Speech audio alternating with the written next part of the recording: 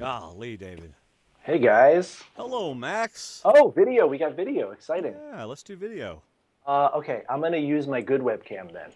Okay. The good one, which I use for special ladies and you guys. All right. Everyone else just gets the crappy computer one. That's right.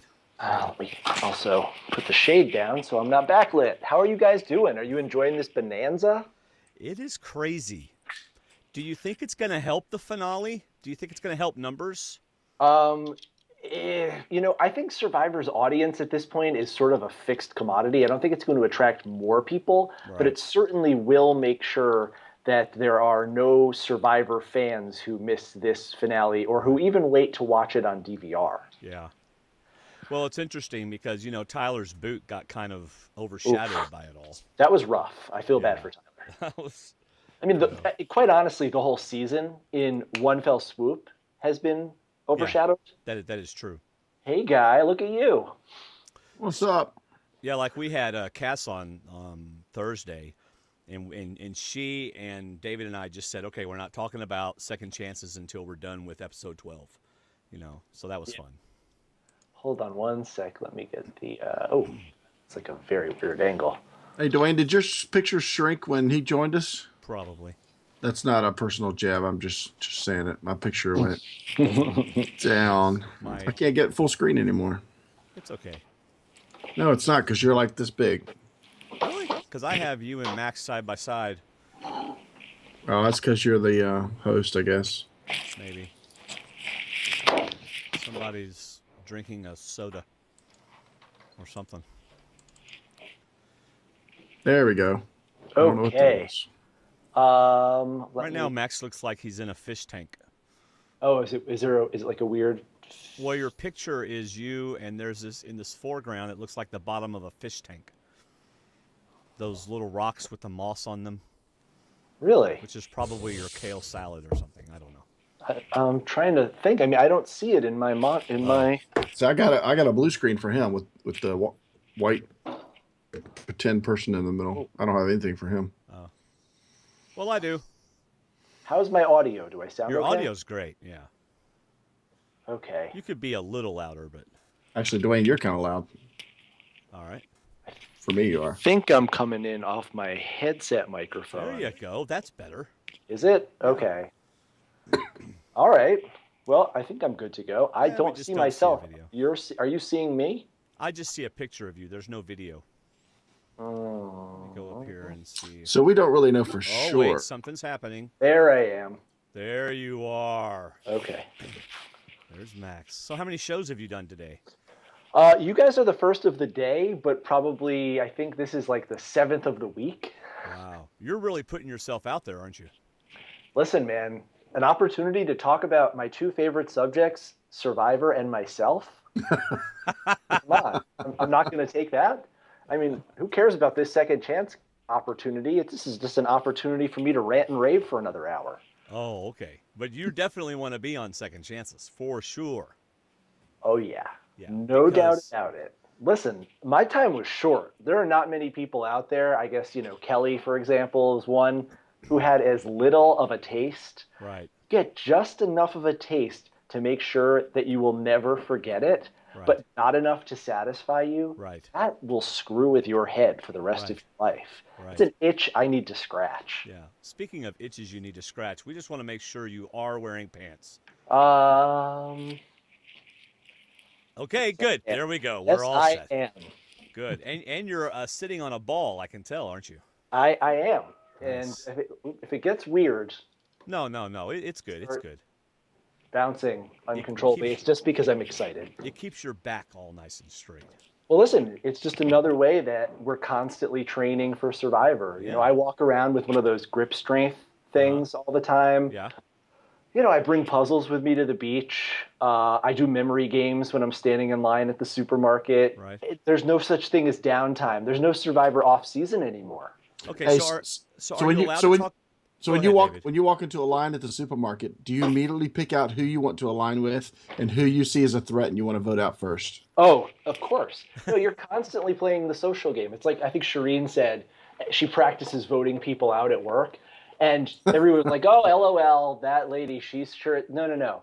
You're taking Survivor strategy and the social game into your everyday life, and you're trying to think about, is this an opportunity where I can learn more about how to better interact with people? Right. How I can learn to make someone feel more invested in a decision, or make someone feel like they're trusting me with good reason.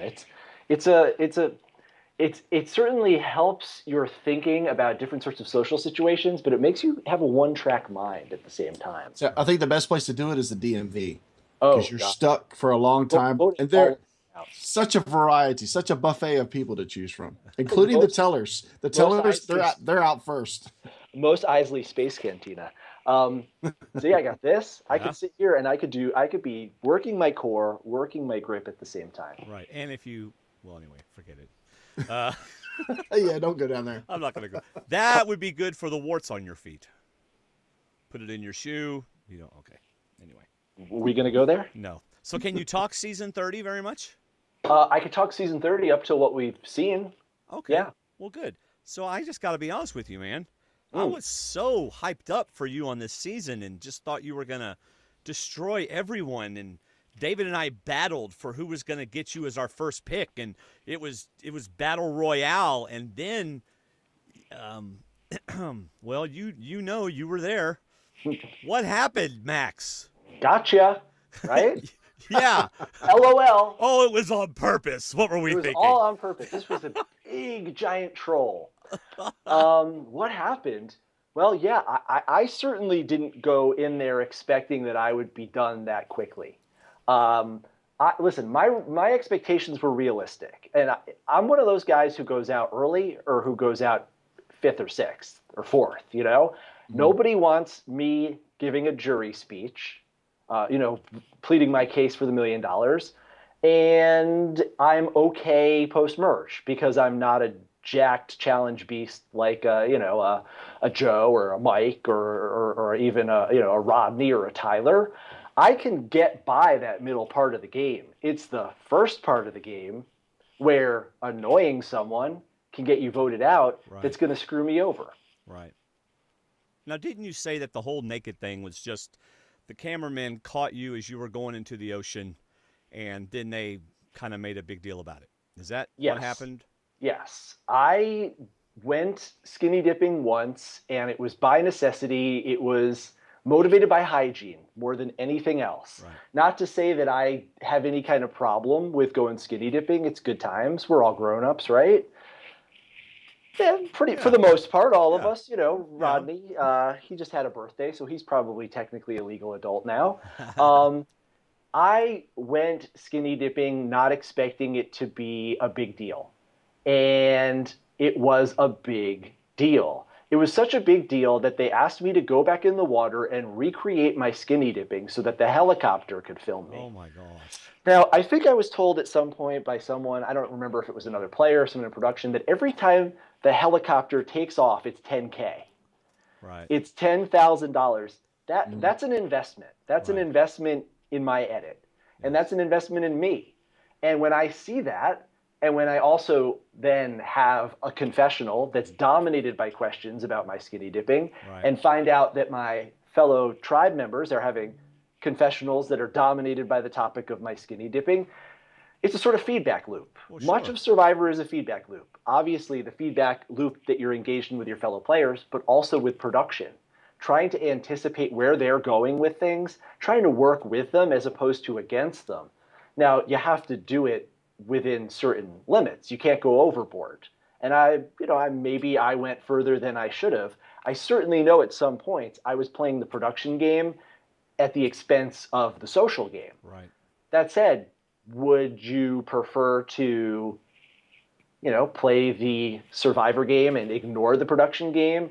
There are significant downsides to that as well. That could blow up in your face. That can really hurt you. It can hurt your Survivor game, and it can hurt your reputation when the edit comes out and you find out that you've been, destroyed by a really negative portrayal that might in some way be a little bit of retribution for your unwillingness to participate in the production that you are a part of. Oh, CBS wouldn't do that, Max.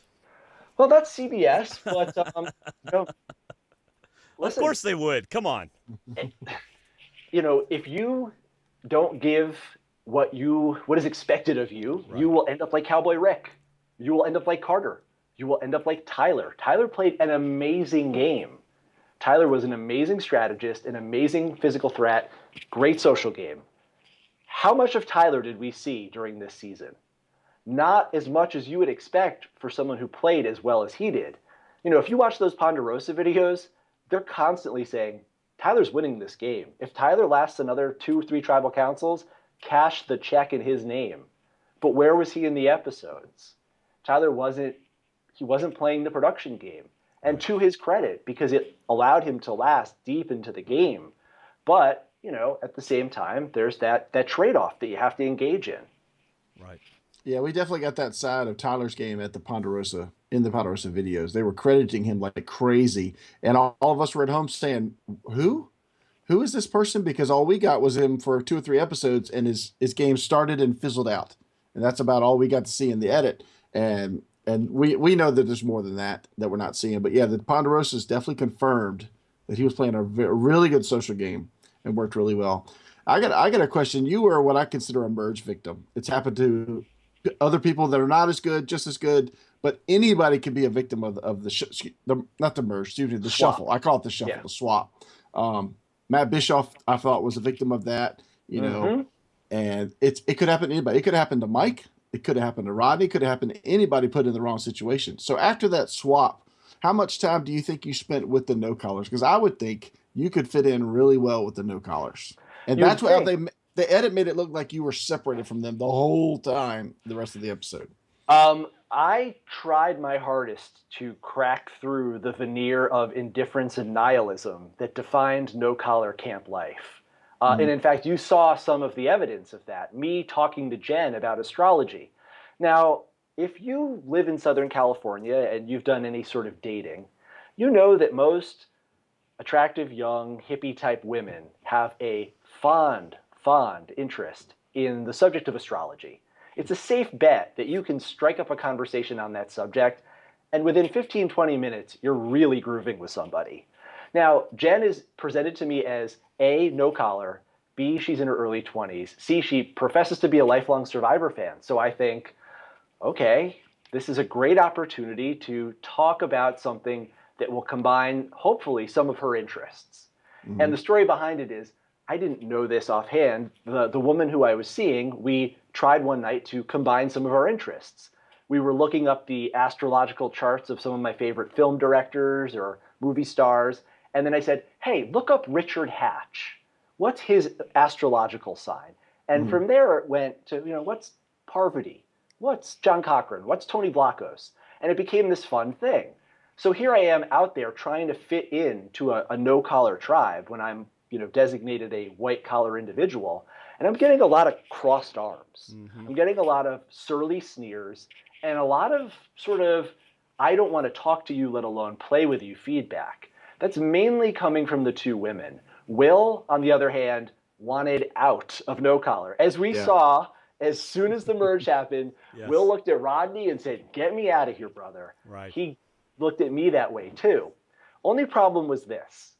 At white collar, before the swap, Tyler and I had been working really hard at a plan of action that would have us coming back together at the merge. Now, Tyler and I are working on this. Meanwhile, Mama C is already in Tyler's ear telling him she wants me out. So who knows whether or not this would have come to fruition. But the key to this plan was whoever ends up with Joe, vote Joe off. Whoever ends up not with Joe, vote Joe's allies off. Yeah. We saw Joe as the guy who could just go and go and go. And it wasn't just that he was good at physical challenges. He did that first puzzle in like 3 minutes flat. Right. And he's handsome. And he's sweet. He's got that baby face. This is the recipe for a Survivor disaster, for my game at least. Because if I'm going deep in this game, it's against people who are as unlikable as me, like Shireen. That's my plan. Now, I got a little too fixated on that. And so when Will came to me and said, man, I feel like I've been babysitting for the last 2 weeks. I'm glad to have a grown-up here, man. I'm glad to have another man here. I I said, yeah, that's great. It's good to meet you. And shot the shit with him for a little while, and then promptly turned to Shireen and said, we vote out him first because they're not wasting an idol on him. Then we vote out Jen because she's horrible vibes. Then we get Haley, and Haley will be isolated. Maybe we play with her. Maybe we vote her off. Who knows? But we take the legs out of Joe's table. So I'm thinking that we can do this because Shireen and I have Carolyn, and that's 3. And Kelly is giving us good signs. We're all working on Kelly. But the whole time, little do we know, Carolyn's been building this seething resentment toward me since day 3. Right. Carolyn can't stand Shireen, has no interest in ever working with her again. So all this work, all these attempts to break through and sort of, make some sort of inroads into No Collar, I'll be the first to admit they were total BS. I didn't want to work with No Collar. I wanted to vote No Collar. I wanted to lose every challenge to the merge to protect Tyler and Joaquin. Yeah. Because I knew that if I got Will out, Shireen and I would have all the power in that camp. But that's resting on one key variable, Mama C. And Mama C is a wild card. We saw this last week. Mama C and Tyler were like the power couple left in this game. And she turned on him in a heartbeat. First opportunity she got. And see, that's the percentage of Survivor where you had a 33% chance of getting messed up in the game. Because if you'd have gotten Joaquin or Tyler, we probably wouldn't be talking to you right now. You might still be in the game, still be playing, but you got the one of the 3 that was going to look to play on a different side of the field, and it just messed you up. Well, the thing that's amazing to me is when I look back at what I was doing on paper, or at least in the scenario that I was existing within, the reality that I was occupying, I had a great game. Unfortunately, that wasn't reality. Reality was a world in which Carolyn was so burned by that first vote. Nobody likes to see their name get written down. But God forbid you should be behind Carolyn having her name written down, even if you don't write her name down. If you tell the people you're blindsiding, vote Carolyn, it's as much, you might as well have wrote her name down yourself. Right. I should have said, write my name down. I should have said, write Shireen's name down. Carolyn did not respond well to that. She did not like being the decoy. And I have to own up. The vote that we were trying to do on the night I went home was the exact same thing we did on day 3. Shireen and I went up to Jen and Haley and said, we're done with Carolyn. We can't stand her anymore. She screwed up that challenge. Let's just vote her out and we'll worry about how we regroup from here. We have no intention of going back to White Collar. Shireen hates Tyler and Joaquin. She will not work with them. Let's get something going on here. We'll just ditch Carolyn. And that got back to Carolyn. Right. Of course, it was a decoy. It wasn't for real. But for Yeah. Carolyn, even the insinuation, even using her name as the decoy, that is enough to get her to strike first. Right. And you know what? More credit to her. She's still in the game. Right. That's right. Probably going to Did be you- the final 3. Did you ever have a hint that she had the idol? No, it's so funny. I looked for that idol, I'm going to say, at least 3 hours a day. Joaquin and I looked for that idol together. By the time we left White Collar, there was not a tree standing. We bashed and destroyed and hacked through every tree. Now, I have the clue. On day 2, I think. Joaquin and So were so bad at Survivor that I walked up on them and I said, hey, guys, what are you doing? And Joaquin said nothing. So said nothing. And Joaquin mumbled to himself, in a nook, you don't have to climb by where. And excuse me? He was just absentmindedly reciting the idol clue. And I said, say that again, or else the 3 of us will go back to camp and we'll tell everyone what you just said. And so they recited to me the idol clue. Meanwhile, it's been in Carolyn's pocket since I think that happened within the first 30 minutes of arriving on the beach. Yeah. Really? The timing made it look like she had been kind of Hawkeye observing them. I think Carolyn walked up to, I think we got there, we put our bags down. Hi, I'm Max. Hi, I'm Carolyn. I think Carolyn then walked up to that tree and pulled the idol out and stuck it in her pocket. It was that quick. She knew. She saw that. And listen, we all looked in that tree. We looked in that tree a lot. But did I ever think Carolyn had the idol? No. Even worse, I thought Carolyn was one of those old school players who wasn't into idols because she would always say, guys, that idol is just going to mess us up, baby. We're not looking for that idol, baby. It's just going to cause divisiveness, baby. Wow. Let's just work hard in camp and win challenges, baby. And I'm like, oh, God, she's one of those. She's one of those people who just like doesn't want to play the game. And meanwhile, she's like sitting back while I'm out in the woods for 3 hours. She's like, haha, look at that jerk off. Right. I got the idol. He's burning unnecessary calories. I'm going to send his butt home. So Carolyn, listen, I own up. I underestimated Carolyn. Carolyn is a gamer. Right. Jeff said before we started in pregame Ponderosa, he said, look around. We have more gamers in this cast than we ever have in 30 seasons or 29 seasons. If you are one of them, you know who you are. If you are not one of them, find one and latch on because it is going to be game on as soon as we start. Right. To me, Carolyn, not one of the gamers. I was so wrong. Wow. So let's get to David and I both have limited time tonight. I'm very sorry. We didn't know you wanted to do like you were willing to do a whole regular podcast. I'm really sorry about that. We would have made time. So we'll just have to get you on after the season's over. But so tell us about. He won't be available after the season. Well, that's true. He'll be on an island for August. Yeah. Right. Well, tell us about your wanting to get on Survivor Second Chances. What's going to be different? I know it's the same question you get everywhere, but tell us why you want to be on it. About this next time out on Survivor is that I'm going to play a game that is a little less oriented around imposing my will upon my alliance and a little more oriented around building consensus, bringing people together, meeting people on their terms, getting them to be a little more open with me and being a little more open with them. For me, it's really about, a more elegant social game. I felt very confident after that first vote that between me and Shireen, we had the strategic firepower and we had the third vote that would allow us to do whatever we wanted in this stage of the game and conceivably up until the merge.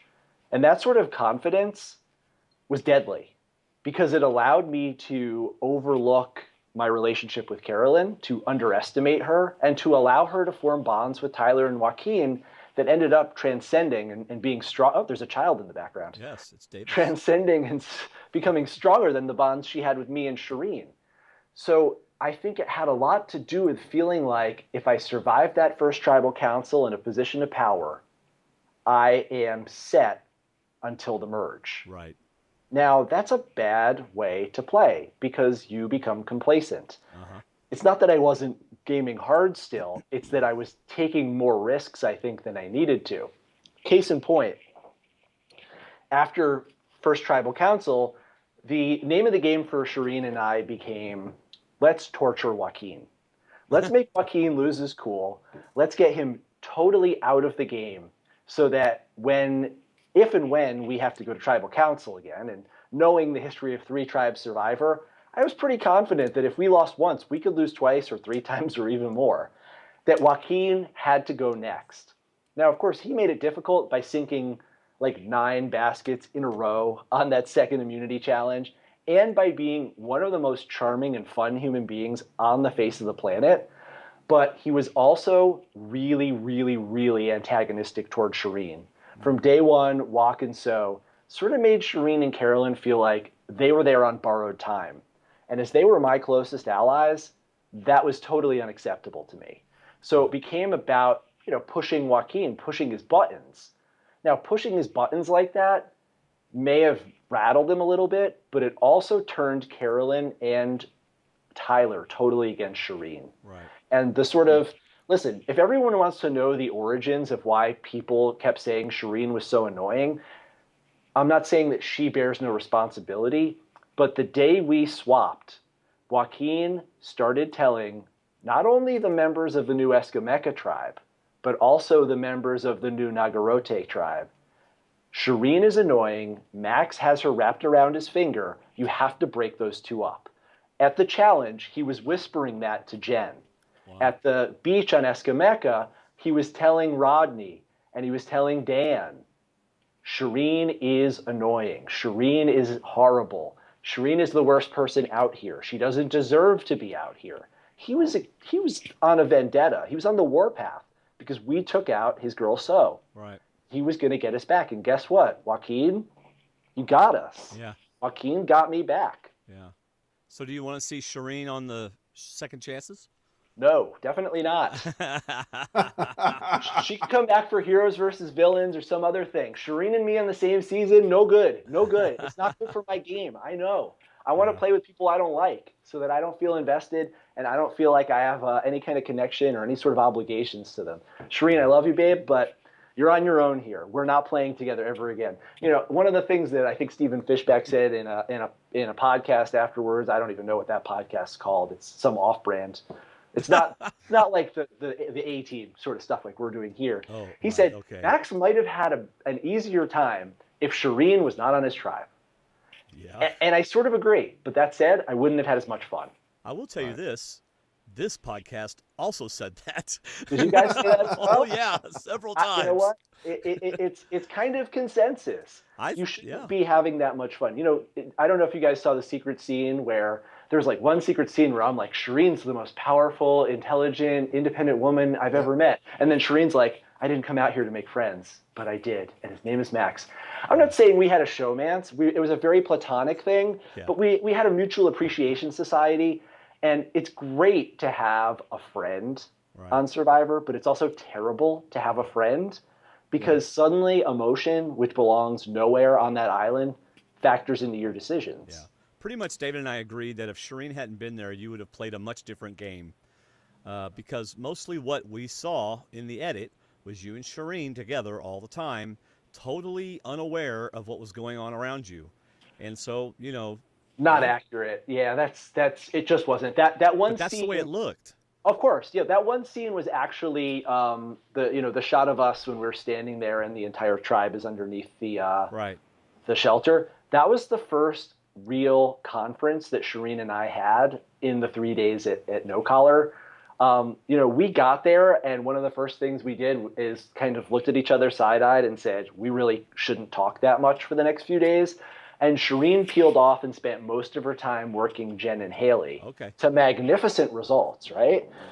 It turned out that they liked her a lot when I wasn't there. Right. But the difference between Shireen in the game with me there and without me there is that with me, Shireen felt comfortable to be herself, to whistle and sing and talk about monkey balls and pooping in the ocean. Because I made her feel okay. Because I was saying the same weird stuff half the time myself. And I was laughing and I was taking her seriously. When Shireen was isolated and on her own and then like chastened and sort of silenced, suddenly Jen and Haley love Shireen and they want to align with her. And that I kind of felt was like a little hypocritical. You like somebody, but only when they're so scared that they can't be themselves. Right. But, that's the thing. Maybe being yourself is good for getting cast on Survivor, but not for playing it. Gotcha. I gotcha. Because I agree that if Shireen wasn't there or if you weren't there, the two of you definitely would have played different. You'd have picked up on like Jen's vibes about astrology much sooner. You'd have changed. You'd have gone into a different social mode. Oh no! I mean, with Jen, it was just like this is Jen. Like, this sucks. I hate this. As soon as Joe was not around, Jen and Haley were like not having a good time anymore. Right. And again, it wasn't. This is the thing that everybody loves to ship Survivor duos or trios. Like, oh my God, Jen and Joe! I want their little babies to have curly blonde hair and bad attitudes. I cannot do a falsetto. I'm sorry. But you're just out there and you make friends and then you become sort of dependent on those friends because you're surrounded by people who are, for the most part, generally unpleasant to be around. They're hungry, they're paranoid, they're tired, and they're trying to defeat you in a game for $1 million. So if you have a person like I had Shireen or like Jen had Joe and Haley, and that person is taken away from you, it could really mess with your head and it could really mess with your game. And I think a testament to Shireen's capabilities as a gamer is that she did not lose a step when I was gone. She didn't have a friend. She didn't have anyone who cared about her. She didn't feel attached, but she still had her game. Mm-hmm. All right, so I agree. I think she's played a great game ever since she got left alone. But as a fan, you probably can't comment if you know what happens to it. But what did you think of Dan's advantage? As a fan of Survivor, did you like that? I love the idea. It's just it makes things so exciting. This season has had a lot of little exciting twists that Mhm. make me as a fan perk up. I don't like the huge twists, the Redemption Islands and stuff like that. Even Exile, I think, sort of distorts the dynamic in a game that's a deviation from the true pure form of Survivor. But Yeah. something like the vote doubler, like a weapon, like that could be a gun that can only be fired once. That's Right. beautiful. And I love the idea that there is an idol in the game and a vote doubler. I mean, that there could be another idol Yeah. that could be hid. Like, who knows? I mean, just imagine a sort of scenario in which, vote doublers become a regular thing and you have to worry at every vote. Like, you have to think like, oh my God, we're splitting the vote, but they might have a vote doubler. Mm-hmm. Yeah, That's right. I love it because it's so simple that he did not say it's an advantage in the next reward challenge or immunity challenge. It's just an advantage in the game. So Tyler had to dig to find out what it was, obviously. But I like it because it's so simple, and it may never get played. But the fact that it's there, it's already being played. They're Right. already thinking about it, and they're already worried about it. Yes, that's the thing. Advantages, no matter what they are, and especially in this case, because everyone came to that challenge and expected Dan to get a head start, Right. or Yeah. a puzzle with 5 fewer pieces, Right. and instead Or he's less just colors. standing there. Yeah. And now you have to worry. Like Right. every time tribal count, is it a super idol? Is it a vote doubler? Is it people have talked about the vote neutralizer. I just kind of love it. It kind of turns it's a small little twist that makes Survivor that much more unpredictable. And I like that Tyler went and figured out what it was. Yeah, little bit of game on my boy T. Freddy. That's the Yeah. thing. The guy had a game. Yeah. He had a really great way of being subtle, so you didn't realize he was gaming. He was gaming hard, but he was doing it in this really finessed way. Right. All right, so you already answered part of my next question, which was the second part of the first question. What do you not want to see twist-wise in Second Chances? I don't want to see Redemption Island. Definitely not. I don't want to see any kind of weird. When your torch is snuffed, Survivor is over. I agree. No outcast twists, no Redemption Island. That's pretty much it for me. But you know they're going to throw something at you guys. Oh, You I know know, what they're yeah. gonna throw. They're going to throw at us the challenges from Heroes versus Villains. There's going to be brawls. There's going to be a brawl on day one. It's going to be bring back the bag. It's going to be, it's going to be the most physical, violent sumo at sea. It's going to be. Listen. When Jeff gets to bring together an all-star season and he gets to stack the cast with guys like Terry Dietz and Andrew Savage, you better believe he is going to have his Probst Survivor boner, his alpha male, like his total sexual ecstasy at seeing an oiled up Terry Dietz like Greco-Roman wrestling Andrew Savage, and Probst's head explodes and the entire beach is covered in like money and hair gel and Botox. It's just like it's going to be delicious. So are you putting on any weight for this? Or are you going to keep your same slender figure? Hey man, I'm trying, but I just can't put the weight back on. I went in my long history of trying to be on Survivor, which started around the time of Karamoan. I went from, get this guys, I'm 6'3". I was 153 pounds when I started out. I was in the worst shape of my life. I was miserable. I couldn't lift a paperweight. By the end of 2012, even after I'd been cut from Karamoan, I got up to 200 pounds by training and eating like an animal. Right. This time when I played, I went out at 190. I lost 14 pounds in the game, another 7 pounds at Ponderosa afterwards, getting sick. It took me until just like last week to get back to 190. So I am barely at where I was when I played last time. I wish I had another 10 pounds on me because it really helps to have a little bit of padding and a little bit of fuel to burn when you're out there starving. Well, Tony said he ate jars of peanut butter leading up to his season, so you can start doing that. Maybe I need to do that. Just pints of ice cream. The thing is, though, I hate to say it, I am so distracted by this second chance campaigning nonsense that I've been totally thrown off my training regimen. I had a couple days last week around Wednesday when, it was just all about social media, podcasts, campaigning, and 2-3 days went by and I wasn't in the gym, and that's bad. Shame on you, CBS. We should be focusing on our families, on our jobs, and training like crap to go out and play. And instead, we're doing AMAs and podcasts and responding to every single tweet and pandering and begging and whoring ourselves out for a single vote. Right. Yeah, I want to go back to Redemption Island because this has always been my biggest, not my biggest complaint about it, but it is a complaint that I have. Probst has always said fire is life in Survivor. And when your fire's out, you're out of the game. And yet, the fire went out, and you're still in the game. I always hated that. He actually meant when your buff gets thrown in the fire, you're out. So on Redemption Island seasons, they should have just thrown the buffs in and let them take their flame. That always just bugged me to death. Yeah, I mean, there's something about Survivor that's just even on its own with no twists. And I'm sure there are a lot of fans who probably agree. A back to basics, no idols, old school Survivor. It might not be as exciting as some of the modern seasons, but there's something pure about that. It works. Now, some of the twists add these extra elements. I love idols. I love the sort of uncertainty that they bring in. And same with the vote doubler.